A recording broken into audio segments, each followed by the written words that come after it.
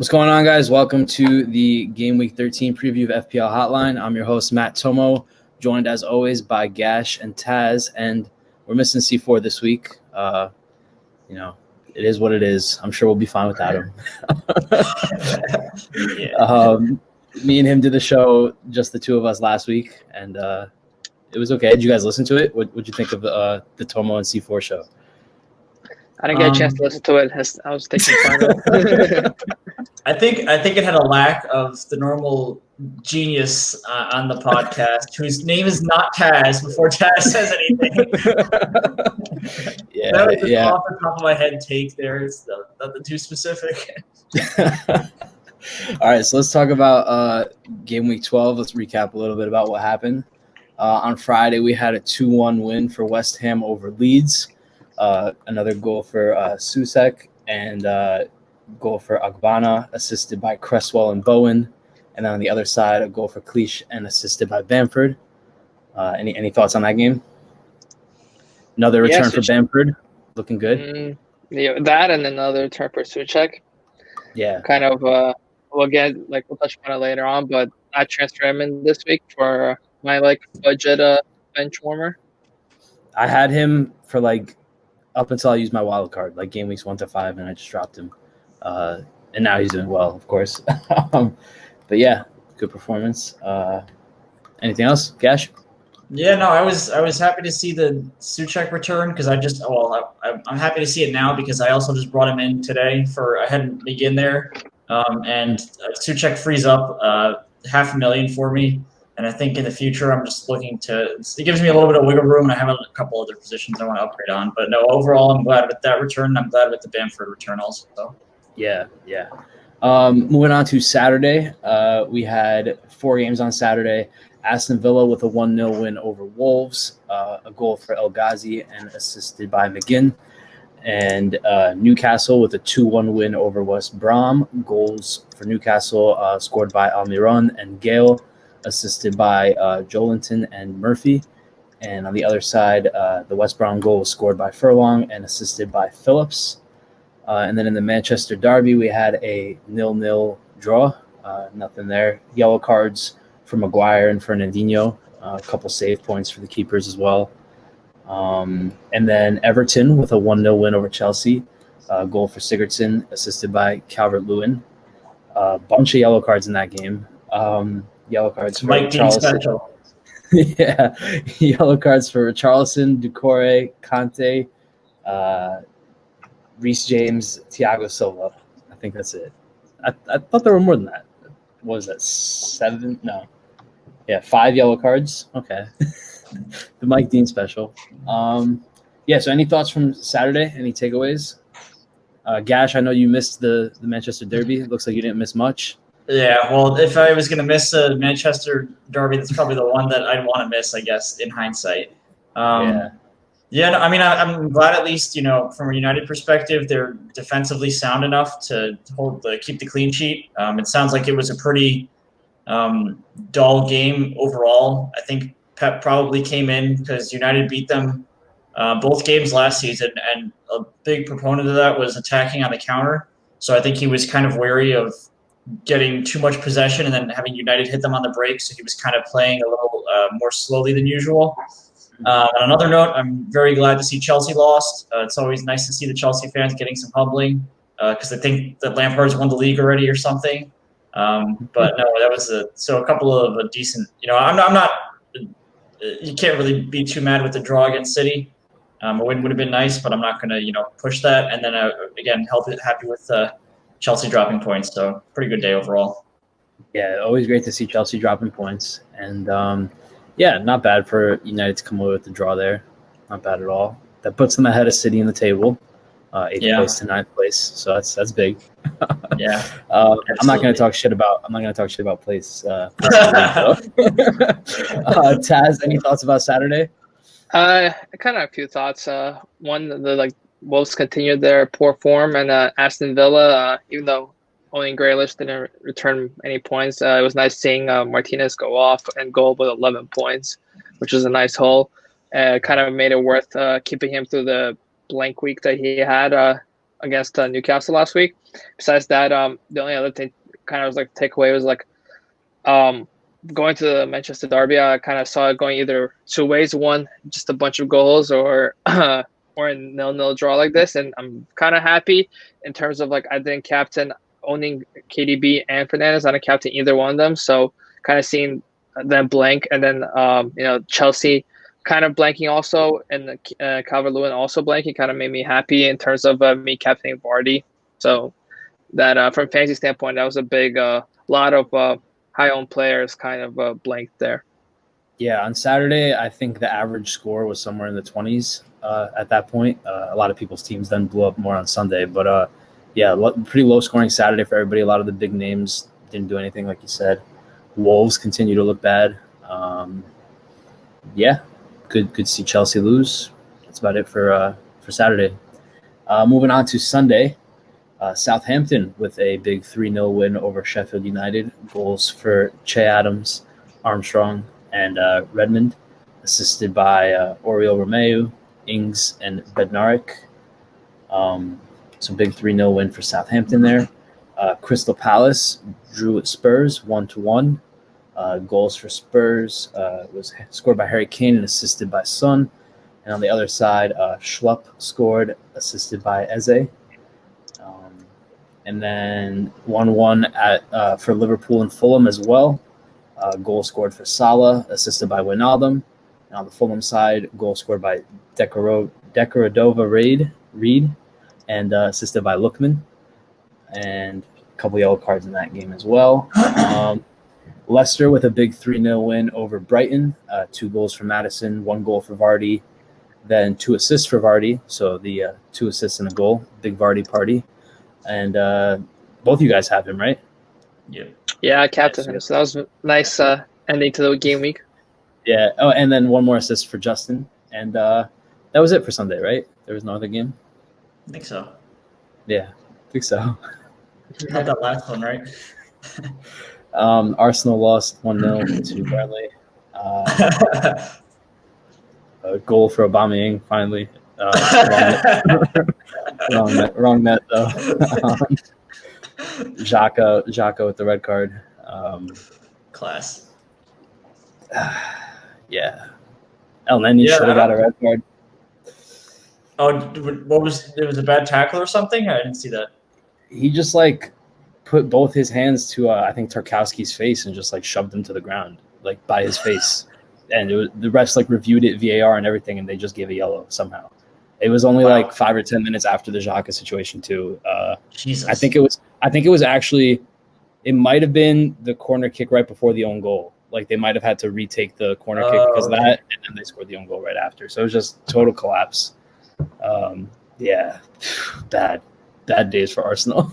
I remember at the start of the season how everyone was saying oh man, you can't leave Aubameyang out of your team. It's a midfielder playing a strike. Oh, did I lose you guys for a second? Yeah. You said you can't leave Aubameyang at the team. What else? Yeah. And his midfielder playing as a striker, and it's been pretty easy to leave Aubameyang out of the team. For pretty much every week this season. Dude, he has 37 points on the year. Hasn't scored since game week 7 against United. Yeah, since that penalty against United. And then he only had 1 goal in the opening game. He has 2 goals on the year. 1 against Fulham in the opening game week, and then that penalty against United, and that's it. Jeez. A lot of 2s and 3s for him in the scoring. That is only owned by how many percent even own him at this point? 8%. 8.7% still own Aubameyang. I think it's a lot of people that just didn't just said their lineup at the beginning and kind of just left there or forgot about it. Dead teams. That's the only reasonable explanation because it's been bad. He's actually probably pretty decent for anti FPL. It's where people pick their teams, but you have to have players that play, and they try to get the lowest score possible. Yeah, I'm actually playing that this season. Are you? My team. Oh yeah. I just didn't tell you guys. I'm flying. Jokes way on you. So yeah, we big day for Vardy though. A lot of people are happy with that, but Madison's the one who got the full 3 bonus points with the 2 goals. Good performance for him. Maybe consider James Madison in your team, priced at 7.1. How do we feel about that? I think you got to keep an eye on him because I don't know how much Rodgers is going to rotate for the next actually, well, so for the next maybe for the next month or two, I think the European competitions are on hold. You know, they have their break after their group stage, so I think it's mostly just the congested Premier League schedule. So I mean, what Rodgers was doing seemingly was rotating a lot between like the midweek games and the weekend games, and now instead of Europa League games midweek, it'll be Premier League midweek and then Premier League on the weekends. So I think Madison's still going to be rotated around. They have a couple of options in that spot that he plays. Yeah, it makes sense. Any other big takeaways? Che Adams continues his goal scoring. Fuck that guy. Let's see. Any other notables? Although I will say, I did call Southampton at the start of the season. I said they were going to be good, and they're sitting in 4th place right now. So 4th place. Yeah. You guys should listen to me more. 23 points from 12 matches played. Just 2 points off the leaders, Tottenham. Not bad. Not bad at all. Yep. Liverpool 1-1 draw with Fulham. What's up with that? I missed that game. How did that go down? Anybody see that? Yeah, they got bailed out, Liverpool. With really? Salah scored a penalty. Right. It should not have been a penalty. Should not have been. From what I heard. I think they looked. I missed the game too, and I saw afterwards, but I forget if it was called and then VAR didn't overturn it, or if it was not called and then VAR gave it. It was. I know it was just like one of those unfortunate penalties where Ronaldo took a shot and it just like went straight at a guy's arm and couldn't do anything about it, and like they had to call it. So. And they called it. I thought they've been. Yeah, I thought that was one of the things they wanted to look out for this year and not call as much. They did, but it was like it was one of those where it's kind of like emotion where they just had to. I don't know. Yeah. I didn't watch the game. I just kind of heard reviews. We're so many penalties still. Remember after like game week 2, I think they said they were going to try to cut back on them. Not the case. I think we're up to like 54 penalties on the year. I think I saw a tweet, something around there, something in the 50s. Absurd. Yeah. So I did see a fun stat that was something like so for the entirety of last season, there was something like 100 or like maybe like 90 penalties in the EPL, and in Serie A in Italy there were like 180. So it's like like double or something like that, and it was that kind of like opened my eyes. Like you kind of have a general feeling that Serie A got more penalties than the Premier League like the last couple of years overall. But it's like, holy crap, like double? Like maybe this is just, this could easily become the new norm if they keep reffing the games like this. So it's something to keep in mind, I guess. I think the Premier League's on track to double their last year total as well. Yeah, so they might be on the same track as Serie A, overall. Yeah. So definitely worth noting who the penalty takers are still. Let's see what else. Kane and Son are still world class. It's every week it's both of them on the score sheet, not one of them, and not anybody else. It seems like every week it's just Kane and Son, Kane and Son, Kane and Son. Yeah, it's fucking annoying. Nah, but they're in some good form. Although the 1-1 draw against Palace not that great. Any other takeaways from Sunday? I think that's it for me. No, shit too. All right, let's move on. C4 sent us this right before recording, so let me read it out here. Oh God. It was that thing from Reddit that he sent from the subreddit. So let's talk about the rare KDB Bruno Salah midfield combo. Apparently, this combo is only owned by 1% of managers, even though all 3 of these players have very high ownership themselves. So obviously the thinking is that if all 3 of them get points, you climb the ranks consistently, and then you got to get a few captain picks right. But, that's the idea. KDB is at 23%, Bruno's at 43%, Salah's at 38%, and that's only owned by 1% of all managers. So Do any of us have this combo? I'm one player away. I have Mane instead of Salah. Gash, you have this combo. You're one of the 1%. Yep, KDB, Bruno, Salah. Tell us some of your thinking on putting that together and why, whether you're not like you're thinking of keeping that for now or what your thoughts are on it. Yeah, personally, my goal in FPL is to score a lot of points. And I feel like this combination of players will help me score a lot of points. I was wary of doing this at the start of the season because you don't want to have too much money tied up in just a couple of players and then make the rest of your team crap. But over whatever the first 10 or 11 game weeks right before I transitioned into this team, I just started to notice that a lot of the premium midfielders like KDB, Bruno, Salah were just consistently producing and scoring the points. So in my mind, it was worth it to get all of them in my team and at least reap the benefits, and not have to worry if I only have one or two of them about the one or two that I don't own. So I think this is my second or third game week owning all three of them. And I mean, the biggest headache is just choosing the captain between them. So, right. For example, this upcoming weekend, Bruno's away to Sheffield and KDB's at home to West Brom. So those are it's a pretty tough choice. I think most people are marginally leaning KDB, who have those two, because of his record-breaking, season last year, how consistent he was all the time. I personally am leaning towards Bruno, but I'm just trying to highlight that that's probably my biggest complaint about owning all the heavy hitters is you don't have a clear choice every week at captain. So it's a good problem to have. Yeah, no, I'm not. Yeah, it's like a first world FPL problem. Yeah. So I'm only one player away. Like I mentioned, I have Mane instead of Salah, and I have the exact 0.4 in the bank that I need to make the switch. I'm considering it, but I don't know if I'm going to do it this week. Might keep money for one more week. I have some other moves I want to make, but I do think. What's up? When did you check when you had the 0.4? Like right before we started recording. Okay, I was going to say Mane fell in price last night, so I was just wondering if that affected you. Well, it affected me last night, but I considered that in the 0.4. Yeah. So I'm thinking of making the switch, but I got some more pressing problems. I got a lot of problems with my team, so we'll see. Tazz, are you close to that, or what do you got? Are you close to having those three? So I'm also one player away.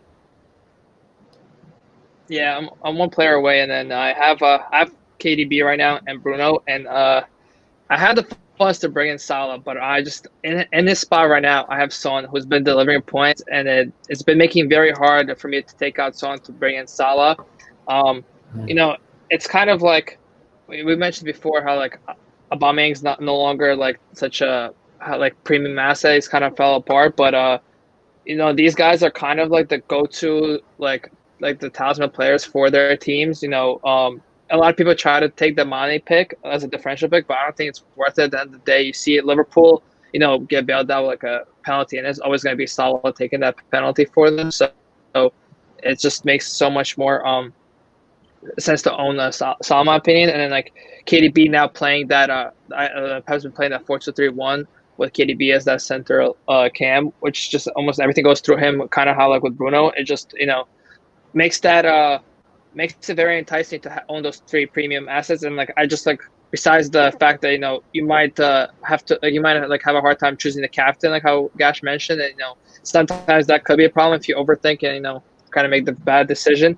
But besides that, the only other downside is that you can't have like your kind of middle tier players elsewhere, really, because there's so much money tied into that. Especially you can't have many of your like kind of like your Chelsea 8 million midfielders, but at the same time right now it's kind of like there's nobody in that spot that's kind of consistently performing, and you have a lot of budget options that are performing pretty well. Like you have your Bamford, who started off at like 5.5, like going off.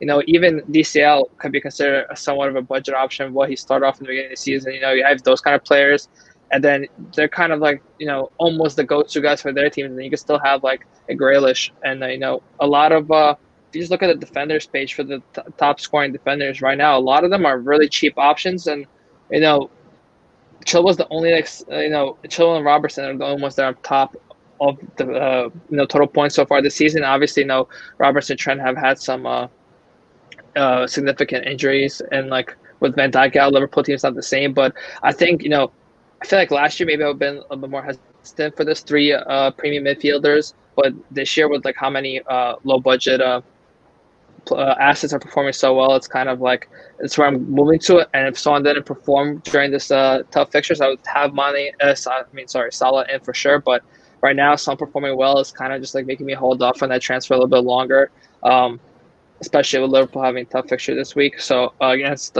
Spurs, so kind of just like let me just save that and see what I can reassess for next week.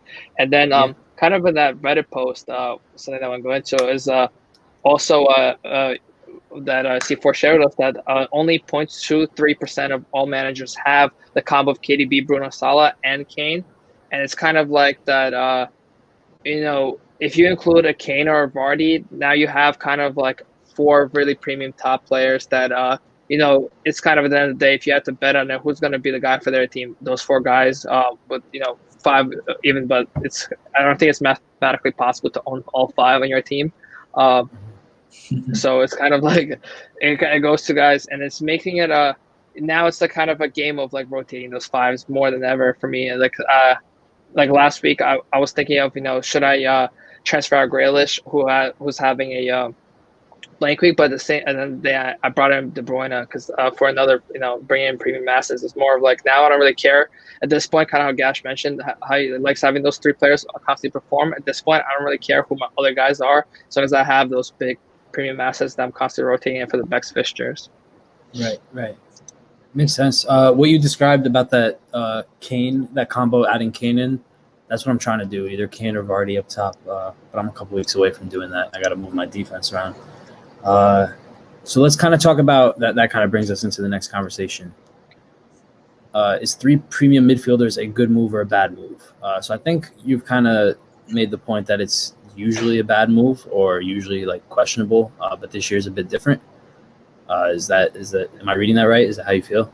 Yeah, I feel that way for sure because I feel like previous years, you will have your kind of somewhat like between the 8 and 10 million range midfielders performing well, but right now with like most of those are from Chelsea, and it's very hard to predict who in Chelsea is going to be in form, who's going to be starting constantly. Even though you kind of seen it now, but just like it's kind of hard to predict them.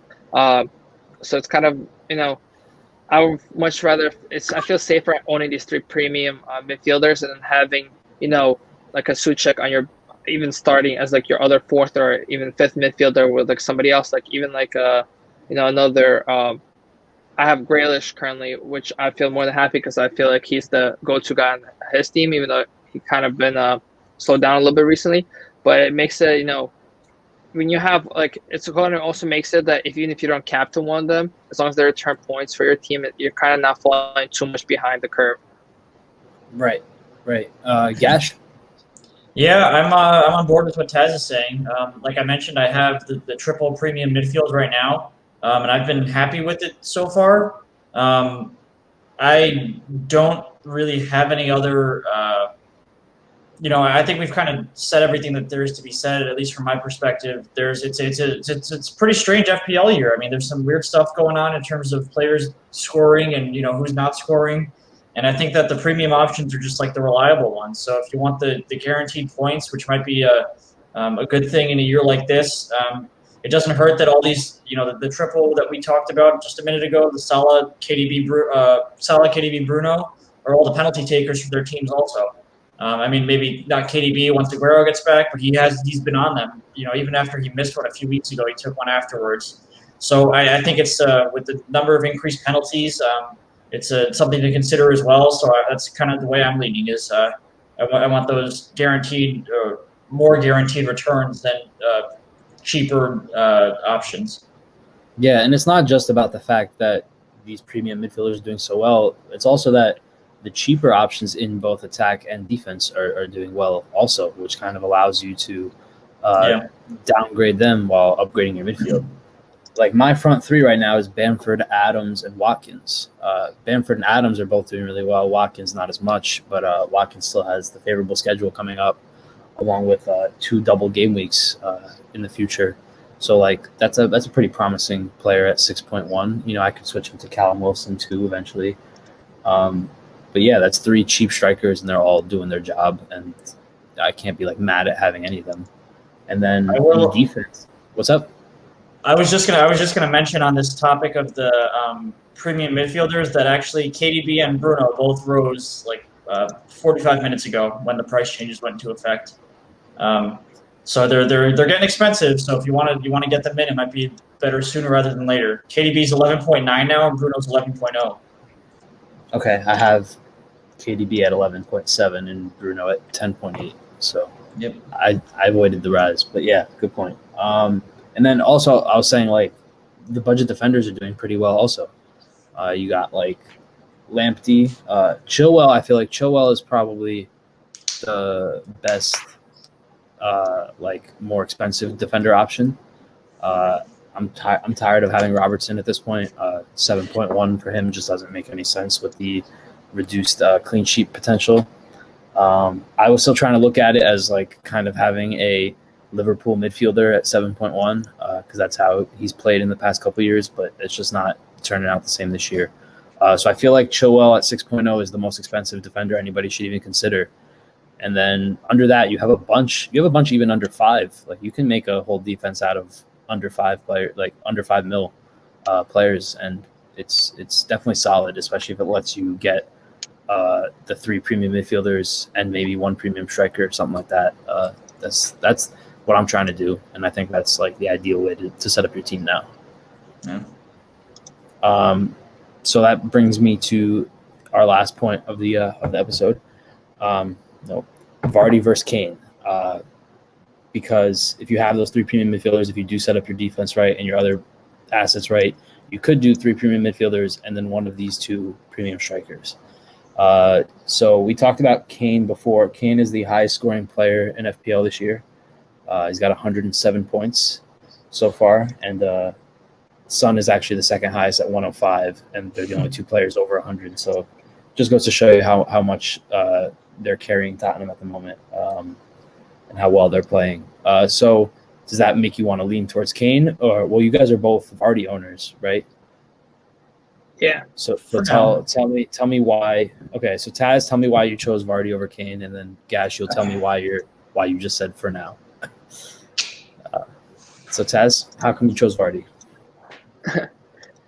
I mean, I'm with Gash with the whole for now, but so I originally owned Kane from I can't remember the exact game week, but I owned Kane. I think I brought him like game week 7 or something. With and I also had Son back then, so I kind of had the Spurs double up for a while. They were holding in points, and then right before actually I had a Kane earlier than that. Right before they played Man City, the Chelsea and Arsenal, that line of those couple of tough games, I decided to transfer out Kane in for Vardy, who had a favorable fixtures, and which kind of turned out good because during that week that I transferred him out, I transferred in Vardy to play against Fulham, he returned points against Sheffield, returned points, and last week I captained him and he had a haul of 13 points, which was great for me.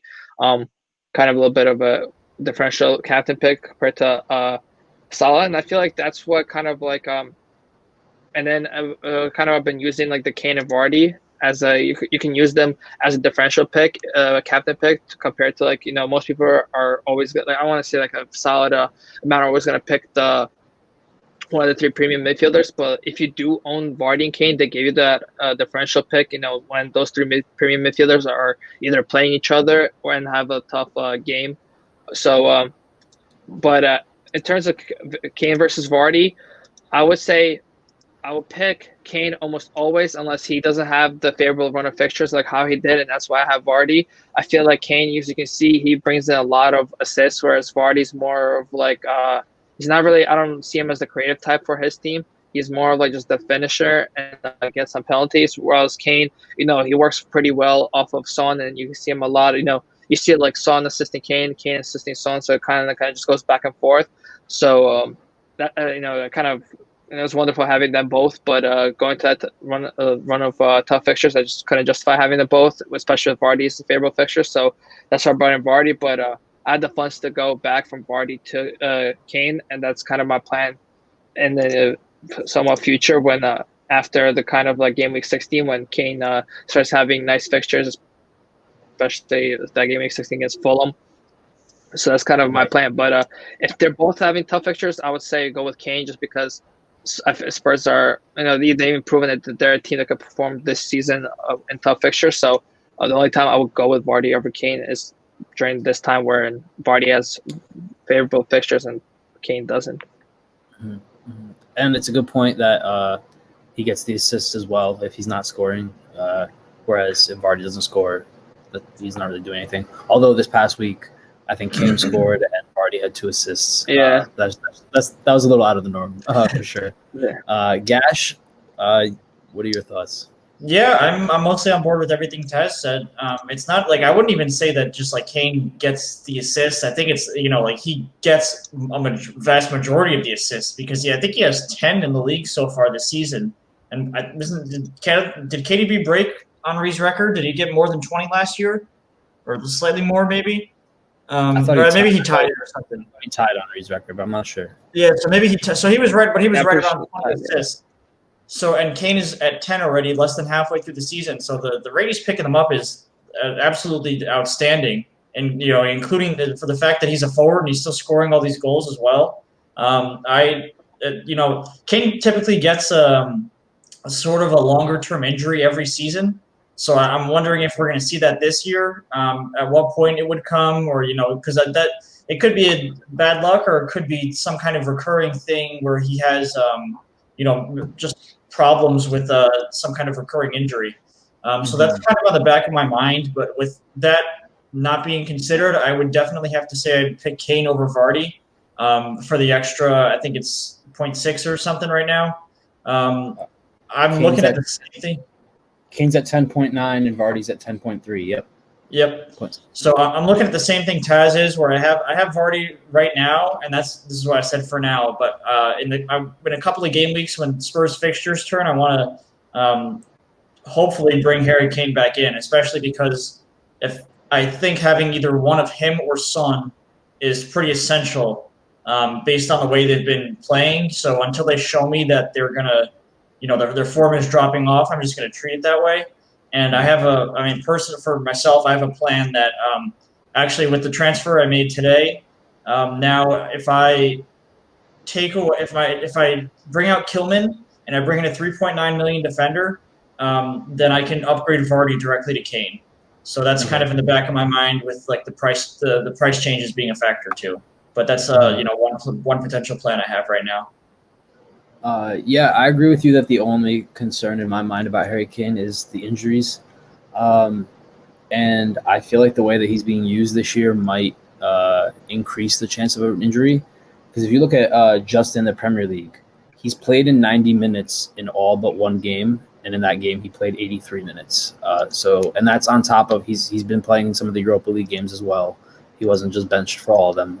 He was benched for a few of them, but I know he played some Europa League games as well. And he's almost playing 90 minutes every week.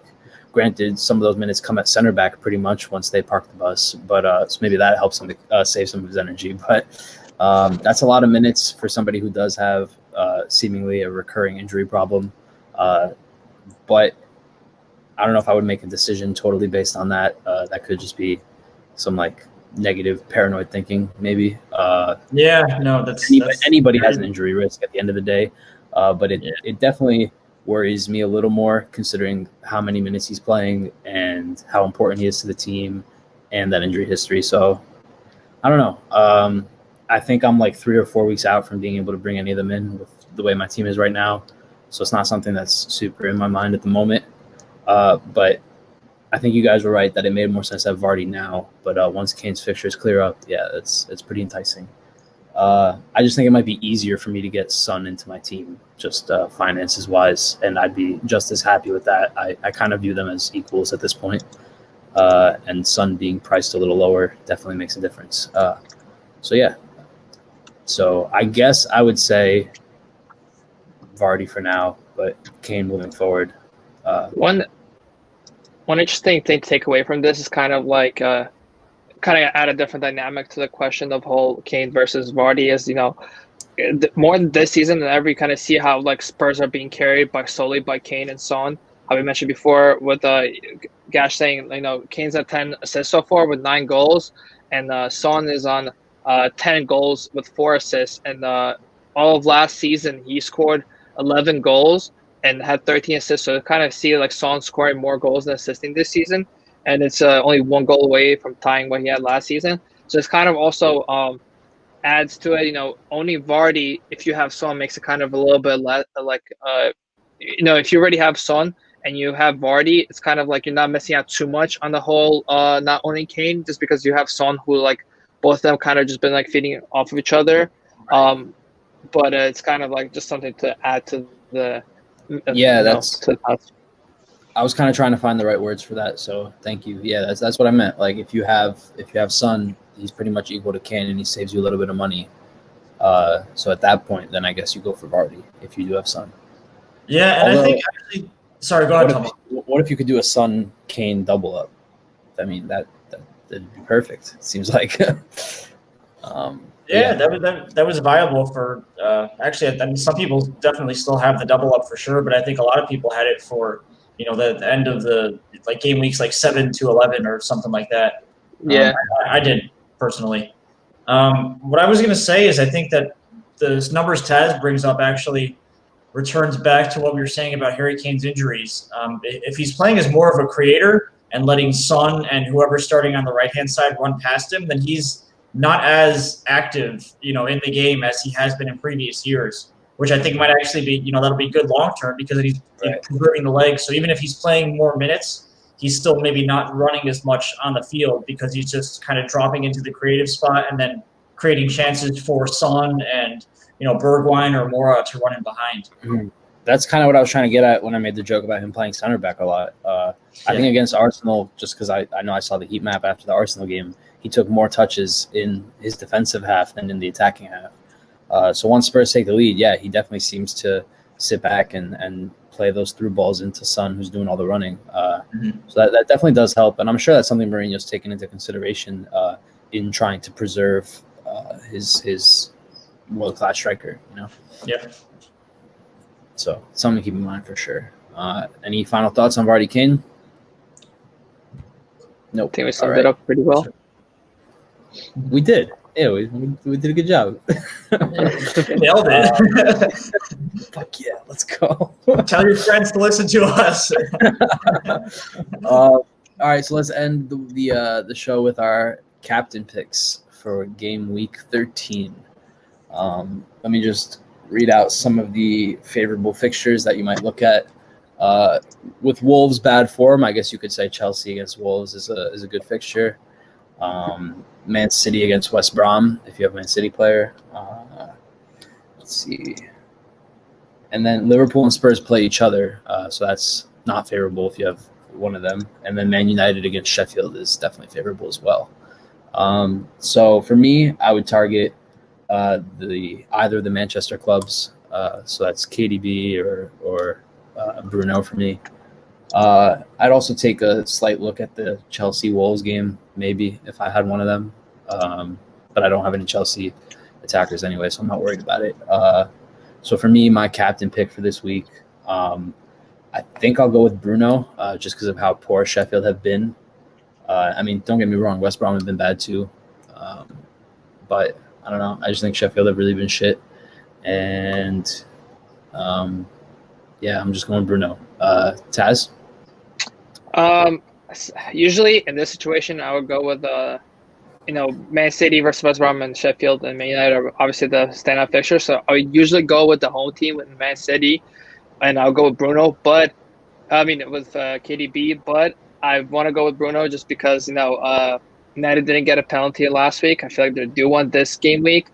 And Bruno hasn't blanked away, and I'm gonna ride that high train. Not going. Sheffield has been terrible this season. So I don't see. I can see Bruno easily hauling against Sheffield. So I'm gonna go with that. As well as also, I kind of just realized that is the last game of the game week, which is kind of like it was nice having Vardy haul in the last game week last week. So maybe that will work out in my favor again this week. So I'm going with Bruno. But KDB is a very enticing second choice. You mentioned that would be a great pick if there was some and Chelsea in form standing out. But right now, like even if you owned all three of them, like it's like who would you pick? Or like like Ziyech. I feel like Ziyech, Werner, even Havertz, if he decides to shoot, are like all possible picks. You cut out for a little bit there, but I think we got your point. I don't think we missed too much. You said you would consider the Chelsea game, or I said if I owned if one of the players from Chelsea was in form, like Werner, Ziyech, or Havertz, I would bring them. I would captain them. But it's kind of right now. It's kind of like a toss up of who's going to be on the score sheet. You can have Giroud hauling if he does start, but or Christian. Don't forget captain. Or Christian. But it's kind of like you don't know who's going to start even, and you don't know who's going to really be on the sheet on the score sheet. So it's kind of like I personally stay away from that. Yeah, and Wolves definitely aren't as bad as West Brom and Sheffield. But you brought up an interesting point about the last game of the game week for United.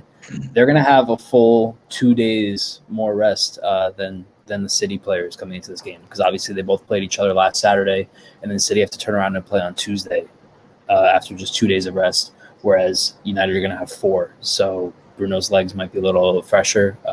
That's factoring into my decision a little bit now too, now that I see that. Gash, how are you feeling? I'm feeling good. I'm feeling red. I'm feeling Bruno Fernandes for my captain this week. So is that all three of us, Bruno? Yeah, I think so. Right. Nice. I think Tazz highlighted the best reasons. Bruno is still yet to blank in an away game, even out at West Ham last time when he didn't start and they were losing, and he came on and got an assist.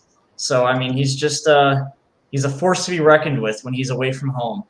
We talked about the extra rest, and I think it's I like Tazz's take on it too, where it's the last game of the game week, so that it's a mental thing where if your captain blanks in the first or second game, it's like, well, shit, like this game week sucks already. But if it's at the end of the game week, it can always be like, hey, the rest of my team is doing crappy, but my captain hasn't played yet, and he can save my game week. And for some reason, I just like that so much more, where I can at least, there's always something to like kind of sit back on.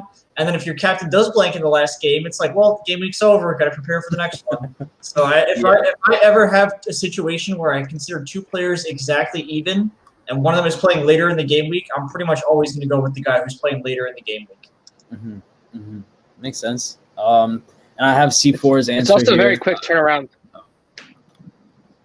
It's a very quick turnaround. It's also a quick turnaround from it's Thursday the last game, and then the next game week starts on Saturday. So even if you do, fuck up your pick, you can. It's 1 day of suffering before the new game week starts. Right. And then it's going to be a shorter rest for United on the back end, but whatever. We'll get to that next week. I have C4's picks here. C4 said this week he took out Chilwell and Mane and transferred in Ayling and Salah. Okay. Makes sense. I might copy that, actually. And then he said he'll be captain KDB, so he's not on the same page as the three of us. So it'll be nice to have him going for KDB. So we'll see. Not nice. What happens there. Hopefully, he's still leading the rest of us. So hopefully we're right KDB blanks. Yeah. I'm a little bit scared of Ollie resting Bruno. He had a little bit of an injury last time. Not like an injury that would keep him from playing, but like a small little thing. Yeah, basically a knock, but not even like a knock, like a basically.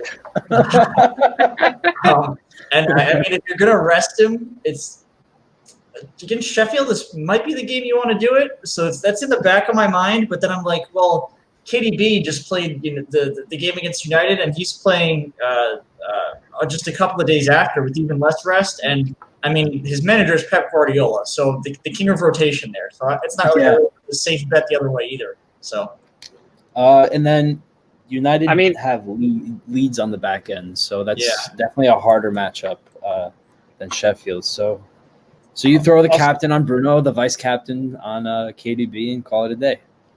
Also, I think to consider Bruno doesn't need a lot of time to return points.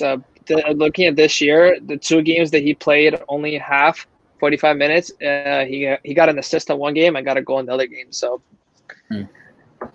So I don't know. Even know. like subbing on Bruno, I still feel confident in him returning points. Actually, the first time he played 45 was when he started against Spurs and scored a penalty in like the second minute. So that wasn't even like a full 45. Bruno scored a penalty? Yeah, he's pretty good at them. Gets a lot of practice. I would hope he would be at this point. Yeah, he's a professional soccer player. I hope he practices. Professional penalty taker. Just want to do real quick. Just want to read out the top 5 for our FPL Hotline League. In first place, we still have 2 Girls, 1 Clop. In second place, Werner Bros. In third place, Grealish FC. And in fourth place, Slayer FC. And in fifth place, NF Tridos FC. So all 4 of us are out of the top 5. Not ideal. C4 is right there at 6th place. It's a He long went down season. this week. It's because we give such great advice. That's where are the rest of guys. us? Tazz, then you're in 19th. You went up this week. Gasch, you are in. I used to make fun of you, but now I'm below you. Gasch is in 45th, and then FC Tomo is in 48th. Yeah. Not looking good. But all right, that wraps it up for the Game Week 13 preview FPL Hotline. Be sure to follow us on Instagram and Twitter at FPL Hotline. C4 promised to take more of a lead on the Twitter account, so we should be more active on there now. I'll do some more work on the Instagram account. So make sure you follow us there, and good luck, everybody. Peace.